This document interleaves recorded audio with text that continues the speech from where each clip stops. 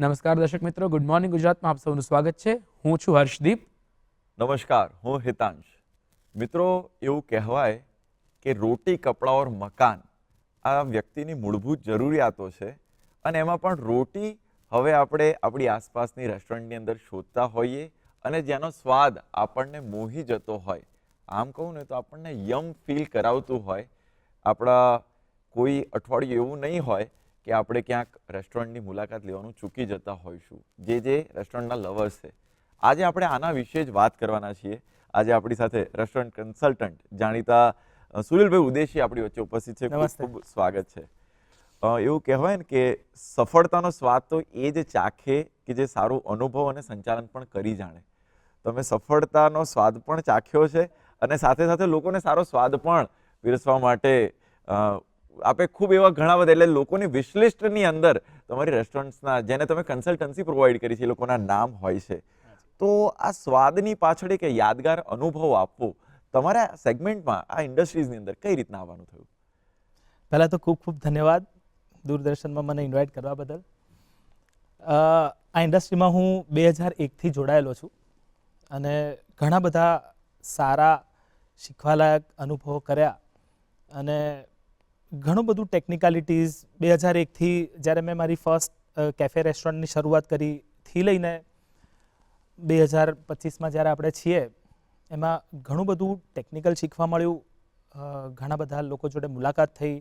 અમારા જે વેન્ડર્સ થી લઈને અમારા જે ટીમ મેમ્બર્સ, જેમાં શેફ્સ હોય, હોસ્પિટાલિટી પ્રોફેશનલ્સ હોય, બહુ બધા ભણેલા હોય, બહુ બધા સ્કિલફુલ હોય, બહુ બધા ભણેલા ના પણ હોય, થી લઈને બહુ બધા ગેસ્ટ આપણે ત્યાં જે આવતા હોય. અમારી ઇન્ડસ્ટ્રીમાં કસ્ટમર ના કહીએ, અમે એને ગેસ્ટ કહીએ, મહેમાન કહીએ.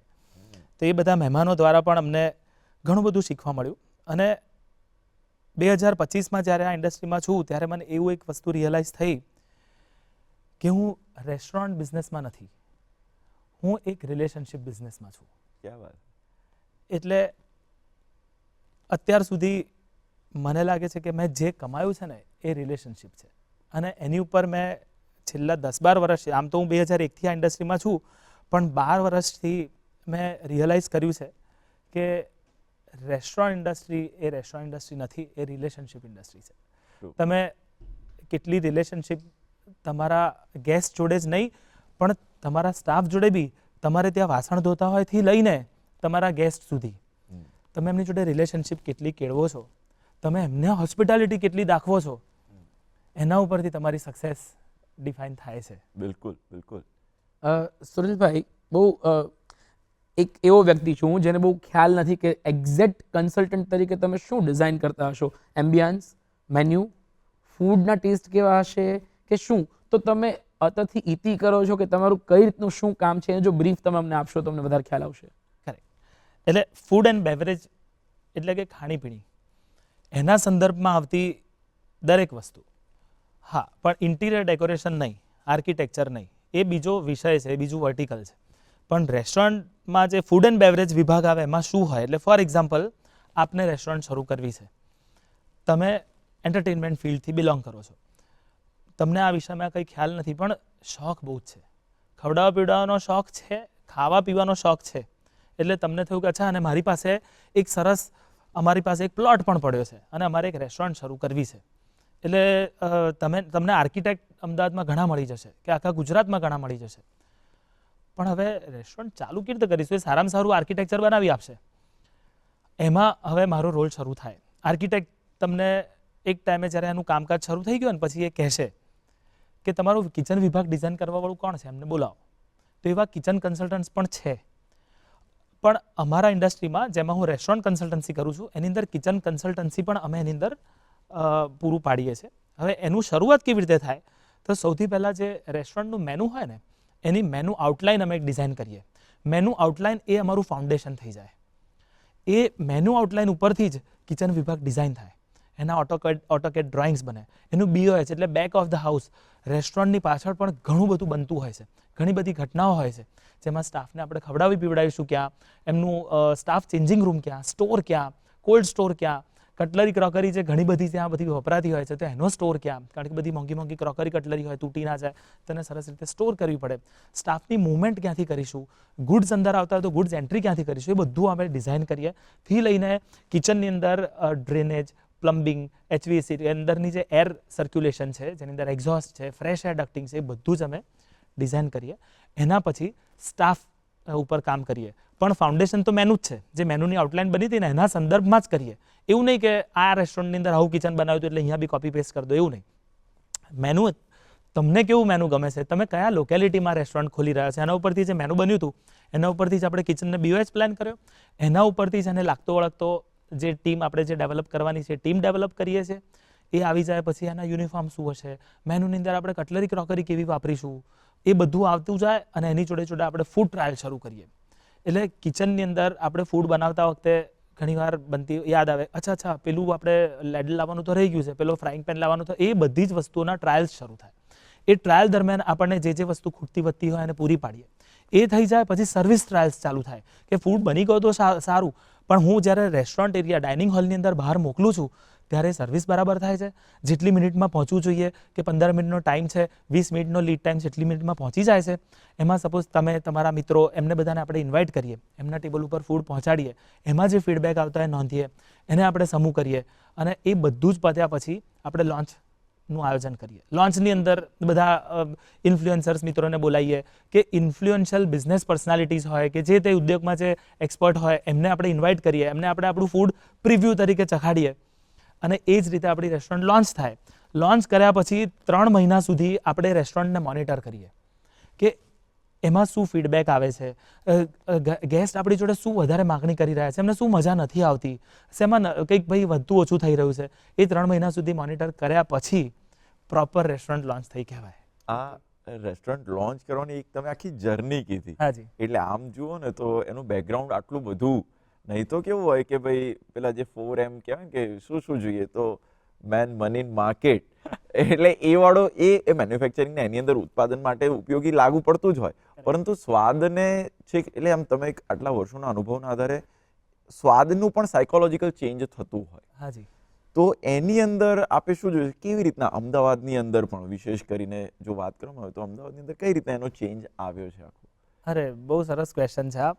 હમણાં થોડાક દિવસ પહેલાં જ હું અમારા રેસ્ટોરન્ટ મિત્રો જોડે ચર્ચા કરતો હતો કે અમદાવાદ અને આખા ગુજરાતમાં ટુરિઝમ પીક ઉપર છે. અત્યારે આપણે હોટેલ્સમાં રૂમ જોઈતા હોય તો ઘણીવાર ના મળતા હોય. એટલે હવે શું થયું કે બહારથી ટુરિસ્ટ બહુ જ આવતા થયા અને એનાથી વિપરીત ગુજરાતી લોકો પણ ફરતા થયા. હવે ગુજરાતના નાના નાના સેન્ટરથી લઈને અમદાવાદ સુધીના બધા જ લોકોને લોકડાઉન પછીનો ફિનોમિના છે કે બધાને બહારગામ જવું બહુ જ ગમે છે. વિદેશ પણ જતા થયા, સિંગાપોર જાય, દુબઈ જાય, ઈસ્ટર્ન કન્ટ્રીઝ જાય, યુરોપિયન કન્ટ્રીઝ જાય. એટલે બધાને એક્સપોઝર ત્યાંના કલ્ચરનું મળ્યું, ત્યાંના ફૂડનું પણ મળ્યું. એટલે હવે થાય છે શું કે ટુરિસ્ટ જે આવે છે એમને આપણું ટ્રેડિશનલ ક્યુઝિન ખાવું છે અને આપણા ગુજરાતીઓ છે એમને હવે ગ્લોબલ ક્યુઝિનમાં ઇન્ટરેસ્ટ પડ્યો છે. એટલે એ બે વસ્તુ અત્યારે હું એને કહીશ કે ટ્રેન્ડમાં છે કે ગુજરાતીઓને ગ્લોબલ ક્યુઝિન, ફેમિલી સાથે એન્જોય થઈ શકે એવું ક્યુઝિન, એ ખૂબ મજા પડે છે. એટલે અમારા મોસ્ટલી અમે જેટલા પ્રોજેક્ટ્સ કન્સલ્ટ કરીએ છીએ, અમે ચલાવીએ છીએ, ધે આર મોસ્ટલી ફેમિલી ડાઇનર્સ, જેમાં ફેમિલી, જેમાં 5-6 વર્ષ 9 વર્ષના છોકરાઓને પણ ખબર પડે છે કે મારે એલિયો ઓલિયો પાસ્તા ખાવા છે. એમને ખબર પડે છે કે મારે નિયોપોલિટન પિઝા ખાવા છે, મારે થિનક્રસ્ટ પિઝા નથી ખાવો. એ 9 વર્ષના બાળકથી લઈને એમના 95 વર્ષના દાદા આવ્યા હોય કે ચલો આજે અમારા દાદાને 95 વર્ષ પૂરા થયા છે તો અમારે 30 જણાને જમવા આવવું છે, તો એમાં 9 વર્ષના બાળકથી લઈને 95 વર્ષના દાદાને બધાને મજા પડે એવું મેનુ જો હોય તો એ લોકો બહુ જ સારી રીતે વધાવી લે છે. અને મારા બધા જ પ્રોજેક્ટ્સ હું ફેમિલી ઉપર ફોકસ કરું છું. અને I think Gujarat is a very hard working state. આપણે એક ટ્રેડર કમ્યુનિટી કહી શકાય. તો આપણું એવું છે કે સવારથી સાંજ આપણી જે ટ્રેડર કમ્યુનિટી ખૂબ મહેનત કરે છે, સાંજે ઘરે આવે, ફ્રેશ થાય અને ફેમિલી જોડે અઠવાડિયામાં 1 વાર કે 2 વાર બહાર જમવા જાય. ત્યારે એમને મિત્રો જોડે જવું ગમતું હોય છે, પણ ફેમિલી જોડે જે સેલિબ્રેશનનો આપણે જે રિફ્લેક્શન જોઈએ છે રેસ્ટોરન્ટના ટેબલ, હું બધું બહુ જ ઓબ્ઝર્વ કરતો હોઉં. તો ફેમિલી જોડે જે માણવામાં આવે છે ને એવું મિત્રો કરતાં પણ વધારે જ્યારે ફેમિલી ટેબલ લાગેલું હોય ત્યારે એની અંદર ઉમંગનો ઉત્સાહ બહુ અલગ હોય છે. એટલે જો ગુજરાતની અંદર ફેમિલી ડાઇનિંગ રેસ્ટોરન્ટ ઉપર જો ફોકસ કરવામાં આવે ને તો ખરેખર બહુ જ બધી ઓપોર્ચ્યુનિટી છે. ખૂબ સરસ ઓબ્ઝર્વેશન તમે શેર કર્યું. મારે એક નાની એવી વાત કહેવી છે. હાજી. હું નાનો હતો ત્યારે હું રાષ્ટ્રપતિ ભવનમાં યોજાતા જે ડાઇનિંગ ટેબલ સજાવતા હોય અને જે ત્યાં ક્રોકરીઝ ને બધું આવે ને પછી સર્વ કરે ફૂડ અલગ અલગ, એ જોઈને મને ઇન્સ્પિરેશન મળતું કે મારે કંઈક આવું કરવું છે. વાહ. પછી એ લાઈનમાં હું ગયો નહીં અને અત્યારે હું તમારા જેવા વ્યક્તિઓ સાથે વાત કરવાના વ્યવસાયમાં છું. પણ તમારી કોઈ એવી વાત જેને તમને આ વ્યવસાયમાં કે આ પ્રોફેશનમાં ઇન્ટરેસ્ટ છે કે ઇન્સ્પાયર કર્યા હોય એવી કોઈ વાત? હા, એટલે આમાં એવું છે કે ભલે અમે પણ એક ટ્રેડર ફેમિલીથી જ બિલોંગ કરીએ છીએ, પણ ઘરની અંદર ફૂડનું કલ્ચર બહુ જ ઉત્તમ હતું. મારા દાદી અને મારા મમ્મી એ લોકો ફૂડ બનાવવાના ખાવાનું બનાવવાના બહુ જ શોખીન. એટલે સવારથી સાંજ ઘરમાં રોટલી દાળ ભાત શાક, કોઈ બી ગુજરાતી ફેમિલીઓમાં એક સ્ક્વેર મિલ જે કહેવાય એટલે રોટલી દાળ ભાત શાક, એટલે એવી 4-5 વસ્તુઓ આપણે સવાર સાંજ જોઈએ. અને સાંજે કદાચ દાળ ભાત ના બને તો કઢી ખીચડી બને, પણ એટલું તો ઘરમાં હોય જ. પણ સિઝન પ્રમાણે હવે કેરીની સિઝન આવે તો કેરીનો રસ હોય, ભાઈ શિયાળો ગયો તો શિયાળાની અંદર લીલવા કચોરી હોય, તો એવું બધું વીકડેઝમાં બનતું હોય. પણ વીકેન્ડ હોય ને ત્યારે પપ્પા મમ્મી ક્યારેક અમને ટ્રાવેલ કરવા લઈ ગયા હોય અને કોઈક હોટેલમાં ઉતારો હોય કે ત્યાંની કોઈક રેસ્ટોરન્ટમાં ગયા હોઈએ તો ત્યાં મમ્મીએ જોયું હોય કે એ ટાઈમે 2000 એટલે 1990ની વાત કરીએ, એ ટાઈમની અંદર હું આ બધું મારું ગ્રહણ કરવાનું દિવસો હતા, એ ટાઈમે મમ્મીએ ક્યાંક બેક ડિશ ખાધી હોય તો એ ઘરે આવીને કોશિશ કરશે. મારા દાદીને કહેશે કે અમે બેક ડિશ ખાધી હતી. એટલે મારા દાદી કહે કે હું 25-30 વર્ષ પહેલાં જ્યારે અમેરિકા ગઈ ને ત્યારે મેં ત્યાં તો બેક ડિશ નથી મળતી પણ ત્યાં પાસ્તા મળતા હતા. ત્યારે આ બધા ઇન્ગ્રેડિયન્ટ્સ 1990ના ટાઈમની અંદર આ બધું મળતું નહોતું, પણ એ લોકો બધી રેસીપી બુક ફેંદે, પછી એ બધું કરીને જે તે વસ્તુઓ મળે એમાંથી પાસ્તા બનાવવાની કોશિશ કરે, બેક ડિશ બનાવવાની કોશિશ કરે. ત્યારે અમદાવાદની અંદર એક સેલેડની રેસ્ટોરન્ટ ઓપન થઈ હતી, તો ઘરની અંદર આખો સેલેડ બાર સજાવવામાં આવે.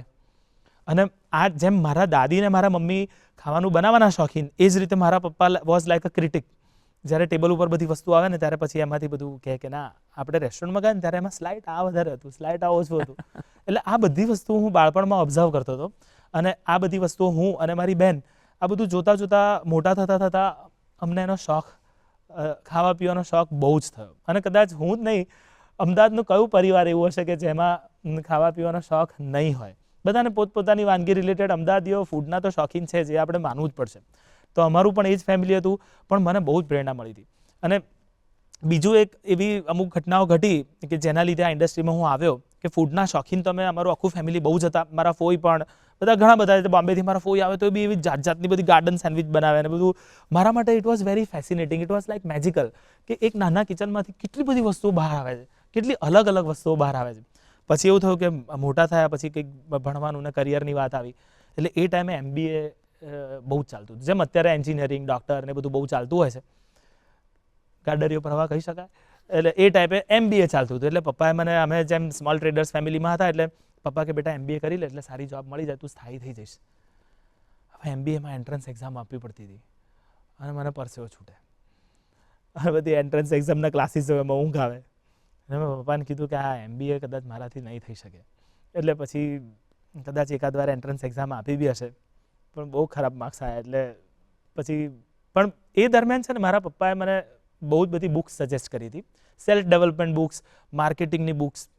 એ બધી વાંચતા મને માર્કેટિંગમાં ઇન્ટરેસ્ટ પડ્યો, રિલેશનશિપ્સ, હોસ્પિટાલિટી, તો ફૂડ ગમતું હતું એટલે હોસ્પિટાલિટી, માર્કેટિંગ, એ બધી વસ્તુઓમાં કંઈક બધું ભેગું થતા પણ ભણવું તો પડશે જ, પપ્પાનો એ નિયમ હતો. એટલે એક EDI ઇન્સ્ટિટ્યૂટની અંદર બિઝનેસ મેનેજમેન્ટની ઇન્સ્ટિટ્યૂટ છે ગાંધીનગર, અને ફોર ધ ફર્સ્ટ ટાઈમ ભણવામાં મને ઇન્ટરેસ્ટ પડ્યો અને એમાં મને ગમતા, કારણ કે it was a case study base education.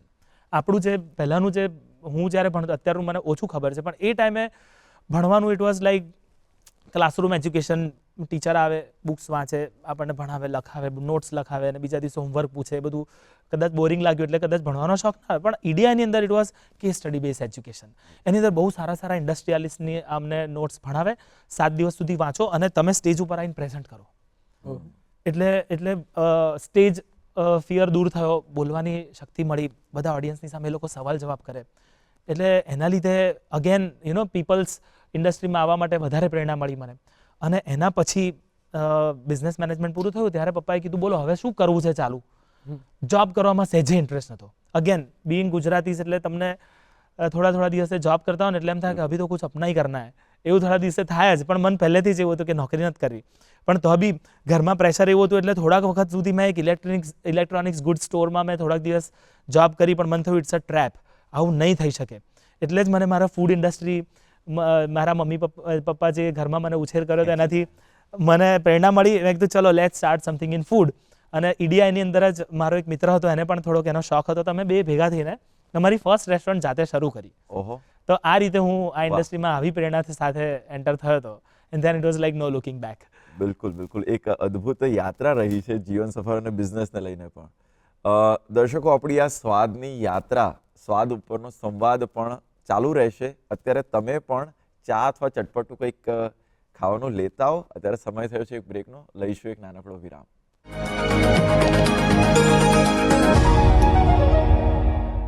વિરામ બાદ ફરી એક વખત આપનું સ્વાગત છે. આપણે વાત કરી રહ્યા છીએ સુરીલ ઉદેશી સાથે. મિત્રો, વાતનો દોર આગળ વધારીએ એ પહેલાં એક પોઝિટિવ સ્ટોરી તરફ જઈએ. હાલ સસ્ટેનેબલ ડેવલપમેન્ટની વાતો ચારે તરફ થઈ રહી છે. તો વાંસ, આ ઘાસનો સતત ઉપયોગ થતો રહે છે અલગ અલગ પ્રોડક્ટ્સ બનાવવા માટે. તો આવો જ એક અહેવાલ જાણીશું આપણે. ઘાસ એ સમગ્ર દેશમાં અનેક પ્રકારે જોવા મળે છે અને એમાંના જ એક ખૂબ ઉપયોગી ઘાસનો પ્રકાર એટલે બાંબુ, જેને આપણે વાંસ તરીકે ઓળખીએ છીએ, જેને ઉગાડવા ઓછા પાણી અને ઓછી માવજતની જરૂર છે. પણ હા, આ વાંસ અત્યારે દરેકના જીવનનો એક હિસ્સો બની ગયું છે. ઘરની ઇન્ટિરિયર ડિઝાઇન હોય કે જાહેર સ્થાનો, દરેક જગ્યાએ વાંસના સુશોભન આપને જોવા મળશે. ત્યારે આજે વાત કરીએ સુરતના વિસડાલિયા ક્લસ્ટરની, કે જેને નેશનલ બાંબુ મિશન અંતર્ગત ગુજરાતના એકમાત્ર ક્લસ્ટર તરીકે સિલેક્ટ કરવામાં આવ્યું છે. विसडालिया क्लस्टर की शुरुआत हुई थी 2013 में. 2013 से 2016 तक हमने वहाँ पर बैम्बू रिलेटेड एक्टिविटीज़ की.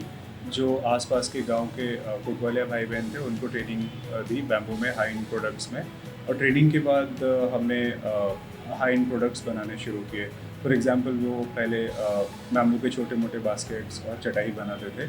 अभी ट्रेनिंग के बाद 2018 तक सारे कोटवालिया भाई बहन chair, table, dining chair, dining tables, office furnitures, home furnitures सारे, प्लस हट और गजीबो वगैरह सब कुछ पे काम करने लगे. વિસડાલિયા ક્લસ્ટર બનાવવામાં આવેલું છે. એમાં 32 ગામોને જોડવામાં આવેલા છે જે જંગલ વિસ્તારના છે. એ લોકોના ગામોને જોડીને એક આખું ક્લસ્ટર ઊભું કરવામાં આવેલું છે, જેને ધ રૂરલ મોલ તરીકે અત્યારે એસ્ટાબ્લિશ કરી રહ્યા છે. જેમાં 32 ગામોના જે લોકો છે આજુબાજુ વિસ્તારમાં સ્વસહાય જૂથ સાથે જોડાયેલા, તેમજ કોઈક પ્રવૃત્તિ કરવા માટે જોડાયેલા લોકો છે, એ લોકોને એક જગ્યા પર આજીવિકા વૃદ્ધિ માટેનું સ્થાન મળી રહે એ પ્રમાણેનું એક ધ રૂરલ મોલ તરીકેનું સ્ટાર્ટ કર્યું છે, જ્યાં આજુબાજુના 32 ગામોના લોકો જોડાઈને એક જગ્યાએ પ્રવૃત્તિ કરી, પ્રોડક્શન કરી અને માર્કેટિંગ મેળવી શકે અને આજીવિકા વૃદ્ધિ કરી શકે. અત્યારે હાલ સીધી રીતે અહીંયા 60 થી 65 લોકોને રોજગારી મળી રહી છે. તેમજ બીજી રીતના ઓર્ગેનિક ખેતી છે કે કોઈ બીજી યોજનાકીય સહાયો છે, એ કરીને અમે લગભગ 1000ની આજુબાજુ અમે લોકોને રોજગારી આડકતરી રીતે પણ આપી રહ્યા છે. इसके अंदर मतलब इनका प्राइमरी मतलब इनका बैम्बू प्रोडक्ट में ये लोग काम कर रहा हूँ. वहाँ का मतलब स्थानिक मतलब इनका ट्राइबल है कोटवालिया कम्युनिटी, वो लोग के साथ हम मतलब इनका वो काम कर रहा हूँ. करीबन मतलब इनका लास्ट इनका सक्सेस स्टोरी हम बोलेंगे इनका टर्नओवर है करीबन मतलब इनका लास्ट 3 साल में 3 करोड़ का ऊपर टर्नओवर है. અહીંયા વાંસનું કામ ચાલે છે. ગામના આજુબાજુના લોકો કામ કરવા આવે છે, એ લોકોને રોજગારી મળે છે અને એવી રીતે અમે રોજગાર કરીને બધા ભેગા થઈને એ લોકો કામ કરે છે. મેં ટેબલ, ખુરશી, સોફા, ઝૂલા, બેબી ચેર, ફ્લાવર સ્ટેન્ડ આ બધા ઘણા થયેલા છે. અમારે દૂર રોજગારી માટે જવું નથી પડતું, એટલે જગ્યાએ રોજગારી મળી જાય છે. બાંબુના ઉપયોગ થકી બનતી અવનવી ચીજ વસ્તુઓ લોકોમાં આકર્ષણનું કેન્દ્ર બની છે. આ નેચરને અનુરૂપ છે, પ્લસ આનાથી બેનિફિટ એવું છે કે એક ફૂલ રહ્યા. બીજી વસ્તુ આ છત ડેકોરેટિવ બધું જ બાંબુથી છે મારું. અને આનાથી લોકોને બી આજે કેવું સિટી લાઈફમાં છે ને દેશી લુક જોઈએ છે, તો આનો એક બેનિફિટ એ મળી રહે કે આજે દેશી લુક મળી રહે. બીજી વસ્તુ કે આ ડ્યુરેબલ છે, આ ખરાબ નહીં થાય, લાકડું ખરાબ થઈ જાય, આ ખરાબ નહીં થાય. આ વરસાદમાં બી પ્રોબ્લેમ નહીં આવે અને ગરમીમાં બી આનાથી ઠંડુ રહે. બીજી વસ્તુ ડેકોરેટિવ વસ્તુ આની બહુ સારી બને, આના લીધે આ બાંબુથી મેં વધારે ટ્રાય કર્યું. વાંસના આટલા ઉપયોગથી એમ ચોક્કસ કહી શકાય કે વાંસ એ એક મલ્ટી ટેલેન્ટેડ વનસ્પતિ છે. તો મિત્રો, કેવું લાગ્યો અમારો આ અહેવાલ આપને? આપણે આ વિશે જ વધારે વાત કરીશું સુનિલભાઈ સાથે. સુનિલભાઈ, રેસ્ટોરન્ટ્સના ડિઝાઇનમાં અને એના અલગ અલગ ક્યુઝિનમાં પણ આજકાલ બેમ્બુનો ઉપયોગ વધી રહ્યો છે. વાંસની વાનગીઓ પણ બની રહી છે અને વાંસનું ક્રોકરીમાં પણ ઘણી જગ્યાએ ધીરે ધીરે ઇન્વોલ્વમેન્ટ વધી રહ્યું છે. તો આવા બીજા કોઈ સસ્ટેનેબલ એલિમેન્ટ્સ છે કે જે ધીરે ધીરે આવી રહ્યા છે હવે ટ્રેન્ડમાં? સરસ ક્વેશ્ચન છે.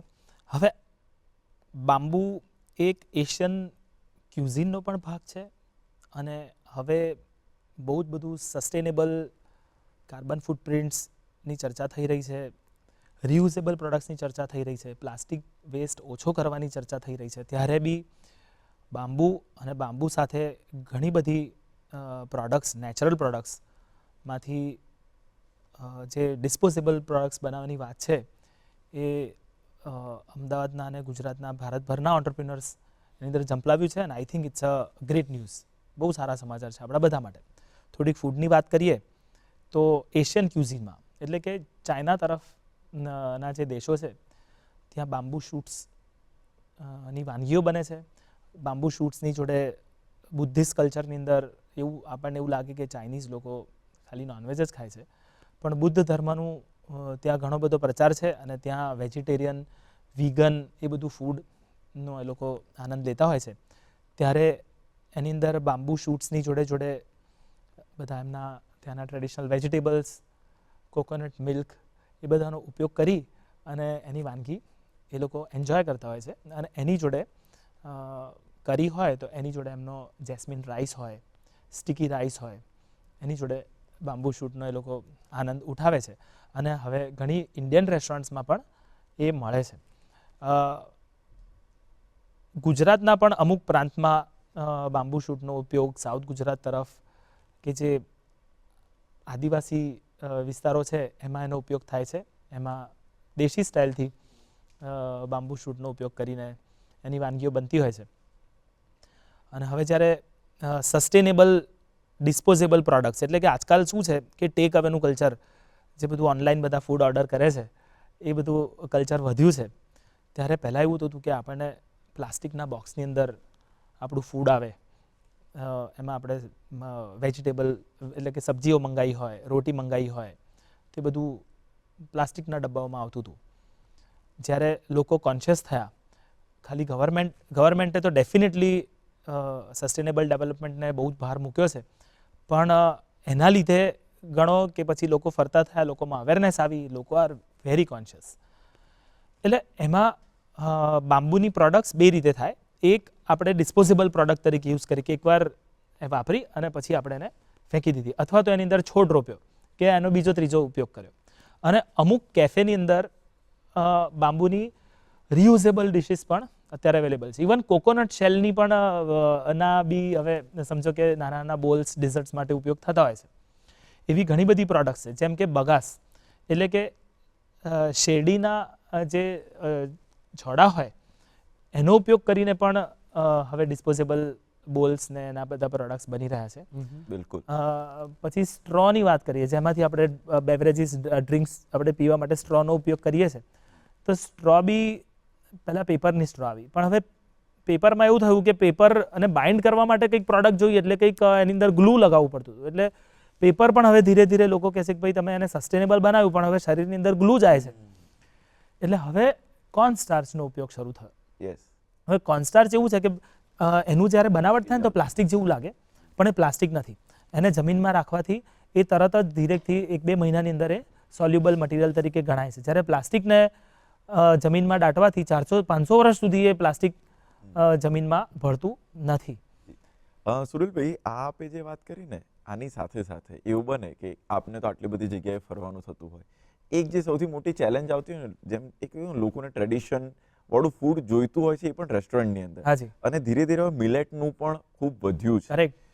બટ રેસ્ટોરન્ટની અંદર વિશેષ કરીને એટલે એવું બને કે ફાસ્ટ ફૂડ તો ખૂબ અવેલેબલ હોય છે, પણ લોકો શોધતા હોય ને તો સાત્વિક એટલે હાજી. સાત્વિક ભોજન શોધતા હોય તેવી તમે 5-7 એટલે જેટલી તમે એવી જગ્યા કહી શકશો કે અહીંયા જાઓ ને તો અહીંનું ફૂડ એકદમ અદ્ભુત હોય, મજા આવે, અથવા ટ્રાય કરવું જોઈએ? એટલે મિલેટનો ઉપયોગ again initiative by the government આપણે ત્યાં તો વર્ષોથી હતું, પણ યંગસ્ટર્સની અંદર મિલેટ શું છે ને ધીરે ધીરે એ બધું હવે વિસરાતી વાનગીઓમાં આવી જતું હતું. યસ. પણ suddenly it has come at a rage, કારણ કે જ્યારે ગવર્મેન્ટ તરફથી કહેવામાં આવે ને તો એ વસ્તુને લોકો સિરિયસલી લેતા હોય છે એવું મને લાગે છે. એટલે અમારી બધી જે મેનેજ રેસ્ટોરન્ટ છે એમાં જ નહીં, પણ હવે તમે 5 સ્ટાર હોટલોમાં જાઓ ને ત્યાં તો ફૂડ ફેસ્ટિવલ થતા હોય છે, મિલેટ બેઝડ ફૂડ ફેસ્ટિવલ, એવું બધું પણ આપણને જોવા મળે છે. પણ હવે તમને એક વાત કહું, આજના જમાનામાં સપોઝ ઘણા લોકો મને કહે કે તમે હેલ્થ મેનુ ચાલુ કરો ને, હેલ્થ મેનુ. હવે આમાં એવું છે કે હું જે લોકોને કેટર કરું છું, જે મારો મિત્ર વર્ગ છે, જે મારા ગેસ્ટ છે, જે લોકો આવતા હોય એ લોકો મને કે સુરીલ અમે સવારે છે ને જિમમાં જઈએ છીએ, અને જિમમાં એટલે જ જઈએ છીએ કે સાંજે સરસ જમી શકાય. હવે હેલ્થનો વિભાગ સવારે હોય, હવે તું સાંજે બી હવે કહીશ કે હેલ્ધી ખવડાવું તો પછી સવારે મહેનત શું કરવા કરીએ છીએ અમે? પણ એવું કોઈ ફૂડ હોઈ શકે કે જે હેલ્ધી પણ હોય ટેસ્ટી પણ હોય? હવે એ જ છે. એટલે અમે અમારી રેસિપીઝ, અમારા મેન્યુઝ બનતા હોય ને ત્યારે ઘણી બધી રેસિપી એવી રીતે અમે બનાવીએ કે વિચ આર વેરી હેલ્ધી, પણ એમાં ક્યાં હેલ્થ શબ્દોનો ઉપયોગ નહીં કરવાનો, then it becomes boring. Okay. રેસ્ટોરન્ટમાં જ્યારે જમવા આવ્યા હોવ ત્યારે હેલ્થ સેક્શનના મેનુમાંથી જો સિલેક્ટ કરવાની આઈટમો આવે ને તો એ બહુ જ સેલેબલ નહીં બને. પણ હું સ્ટાર્ટર્સની અંદર જ એને વણી લઉં.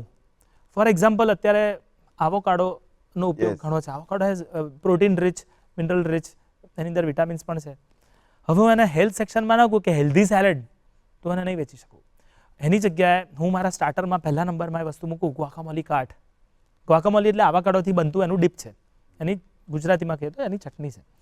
તો એ ગેસ્ટની સામે હું પ્રેઝન્ટ કરું, એ કાર્ટ લઈને જઉં, એમની સામે જ આવાકાડો ફ્રેશ છોલું, એમની સામે જ એનું ડીપ બનાવું કૂટીને, એની અંદર એની જે પડતી બધી જે એના સ્પાઇસીસ નાખું, એની અંદર લીંબુ હોય, એની અંદર લીલું મરચું હોય, એની અંદર થોડાક રેડ યલો પેપર્સ નાખું. સ્વાદ આવી જાય મોઢાની અંદર, લાડ. એટલે એટલું બધું સુંદર એ વસ્તુ પણ છે. હવે એ વસ્તુને લોકો એને ખૂબ વધાવી લે છે.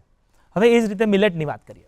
હવે મિલેટને હવે હું એમ કરું કે મિલેટ મેનુ, તો કે ભાઈ અહીંયા બાજરી ખાવા આવ્યા છે રેસ્ટોરન્ટમાં તો ના મજા આવે, પણ એની જગ્યાએ હું એમ લખું કે ગ્રીન સ્પિનેચ, મિલેટ એન્ડ ખીચું બોલ સૂપ. તો લોકો એમ કહે છે ઓહો આ તો કંઈક વાનગી છે.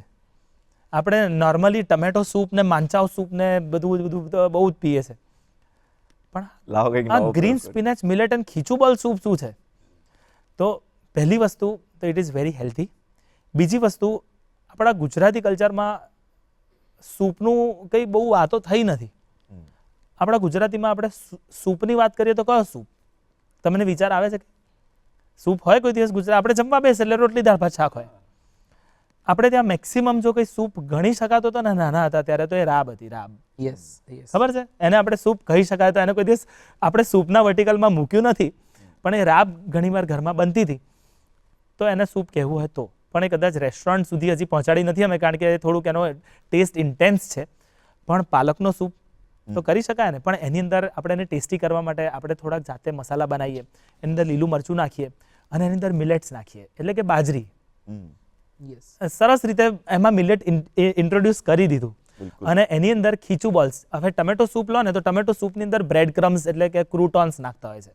તો આપણે બી એવું કરીએ.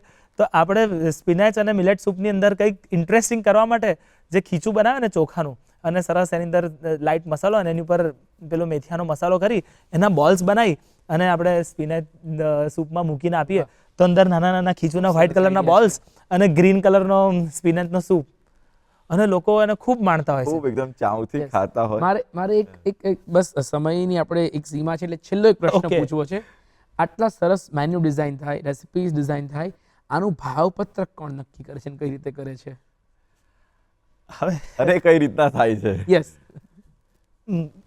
એમાં બહુ લાંબો વિષય છે. ફૂડ કોસ્ટિંગ એટલે it goes into detail, પણ હું તમને એનું અમુક ક્વિકલી તમને થોડુંક સમજાવું તો ફૂડ કોસ્ટ એટલે કે તમારું રો મટીરિયલ કોસ્ટિંગ. પહેલાં તો એ જોવું પડે. ઇન્ફ્લેશનનો દર સપોઝ દર વર્ષે 7-8% હોય, હવે તો ધીરે ધીરે ઓછો પણ થવાનો છે, પણ એ દરમિયાન હજી ફૂડનું ઇન્ફ્લેશન થોડુંક વધારે ગણાય છે. એટલે ફોર એક્ઝામ્પલ આપું તો ડેરી પ્રોડક્ટ્સના રેટ ગયા વર્ષે 4 ટાઈમ વધ્યા. હું 4 ટાઈમ મેનુના રેટ બદલી શકવાનો છું? કદાચ નહીં. વી cannot afford to do that. અથવા તો આપણા ગેસ્ટને પણ એવું નહીં ગમે કે આ શું, અમે તો દર 2 મહિના આવીએ ને તમે તો મેનુના રેટ વધારે દો છો. આપણે એમની જોડે દલીલ ના કરી શકાય કે દૂધના રેટ 4 વાર વધ્યા છે, એવું આપણે કહી ના શકાય. એટલે રો મટીરિયલની કોસ્ટને આપણે ધ્યાનમાં રાખતા હોઈએ છીએ જ્યારે મેનુ બનાવીએ ત્યારે, કે આખા વર્ષ દરમિયાન એમાં શું ઇમ્પેક્ટ પડવાની છે. એક એ છે. પછી એની ઉપર મેન પાવર કોસ્ટ હોય, એની ઉપર એનર્જી કોસ્ટ હોય, એની ઉપર એને સ્ટોર કરવાની કોસ્ટ હોય. આ બધાથી આગળ જવા જઈએ તો ઓપરેટિંગ ઓવરહેડ્સ હોય, કે જે તે જગ્યા કઈ જગ્યાએ આપણે એને એસ્ટાબ્લિશ કરેલી છે. પોશ લોકેલિટીની અંદર હોય તો એનું રેન્ટલ જોવામાં આવે, રેન્ટલ ના હોય ને પોતાની જગ્યા હોય તો પરસીવ્ડ વેલ્યુ જોવામાં આવે કે ભાઈ આ જગ્યાને હું અગર કોઈક મોટા એસ્ટાબ્લિશમેન્ટને ભાડે આપી દેતો તો મકાન માલિક જોશે ને કે મને આટલું તો ભાડું મળવાનું હતું, તો મારે એ બી વસ્તુ ધ્યાનમાં લેવી પડે. એટલે કે ઓપરેટિંગ ઓવરહેડ્સ, કે એને ચલાવવા માટે જે ખર્ચા થવાના હોય, એનું બ્રેકેજ, કટલરી ક્રોકરી જેમાં પીરસાય છે તો એ થોડા દિવસે એની પ્લેટો પણ તૂટતી હોય છે, તો એનું કન્સિડરેશન લેવામાં આવે. આ બધાથી એની ફૂડ કોસ્ટ જોવામાં આવે છે. અને એનાથી ઉપર પરસીવ્ડ વેલ્યુ.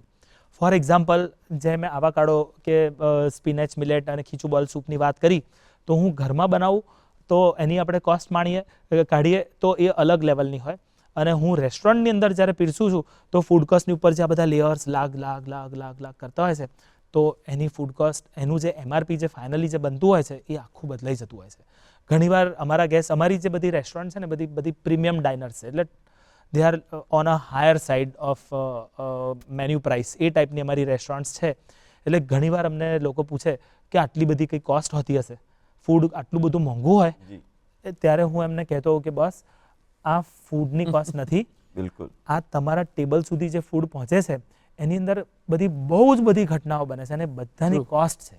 એ બધું એડ કરીને જે એક્સપિરિયન્સ તમને મળે છે એની કોસ્ટ છે. બિલકુલ. ફૂડ કોસ્ટ તમે એમ સમજી લો 0 છે. ફૂડની કોસ્ટ તો હું લેતો જ નથી. સુરેલભાઈ, આપણે અત્યારે જોઈએ ને તો આમ દરેક 4 રસ્તા ઉપર એક ખાણીપીણીની એકદમ લારી હોય, દરેક નુક્કડ ઉપર તમને રેસ્ટોરન્ટ કેટલી બધી જોવા મળે. તો યુથ, અલગ અલગ એજ ગ્રુપને પણ કેટર કરવું ને માર્કેટની અંદર રોજ નવા સ્વાદને લઈને પણ નવી વાનગીઓ પણ આવતી હોય છે. તો આગળ જતા રેસ્ટોરન્ટ જે બિઝનેસ છે એનું ભવિષ્ય કેવું, એ સસ્ટેન કરવા માટે શું લાગે છે તમને? રેસ્ટોરન્ટ બિઝનેસ કહું તો આસાન નથી, પણ અમુક પેરામીટર્સને આપણે ધ્યાનમાં લઈએ. નવી રેસ્ટોરન્ટ પણ ખૂબ ખુલી રહી છે. યંગસ્ટર્સ બધા બહુ જ એન્ટર થઈ રહ્યા છે. મોટા રિયલ એસ્ટેટ પ્લેયર્સ પણ રેસ્ટોરન્ટ બિઝનેસમાં આવી રહ્યા છે. શેફ્સ પોતે રેસ્ટોરન્ટ ચાલુ કરી રહ્યા છે. વર્લ્ડની best restaurants are owned by chef. અને હું તો શેફ નથી, હું તો ડાઇનિંગ રૂમ પર્સન છું. I am from the service side, from the hospitality side. પણ હું એક જ વસ્તુ જોઉં છું, કોમ્પિટિશન આવશે, નવી રેસ્ટોરન્ટ પણ ખુલશે, ઇનોવેશન્સ પણ બહુ જ બધા થશે, કોમ્પિટિશન પણ વધશે. પણ તમને સસ્ટેન કરવા માટે જે જરૂરી છે ને, એ કહું તો કન્સિસ્ટન્સી, હોસ્પિટાલિટી અને તમે જે રિલેશનશિપ બિલ્ડ કરો છો, બહુ જ વાર લાગે છે આ કરવામાં. પણ જો આ 3 વસ્તુને પકડી રાખીએ આપણે, ઇમેન્સ હોસ્પિટાલિટી, ગેસ્ટને એક્સપિરિયન્શિયલ એક આપણે એ આપવાનું છે, એ જો મળતું રહેશે તો આપણે કદાચ કોમ્પિટિશનને જીતી શકીશું. બિલકુલ. સુરેલભાઈ, ખૂબ ખૂબ ધન્યવાદ. આપનું નામ સુરેલ છે, પણ આપે સ્વાદની આસપાસની બધી જ આખી વાતો અમારી સાથે ગુડ મોર્નિંગ ગુજરાતના કાર્યક્રમમાં શેર કરી. આપનો ખૂબ ખૂબ આભાર.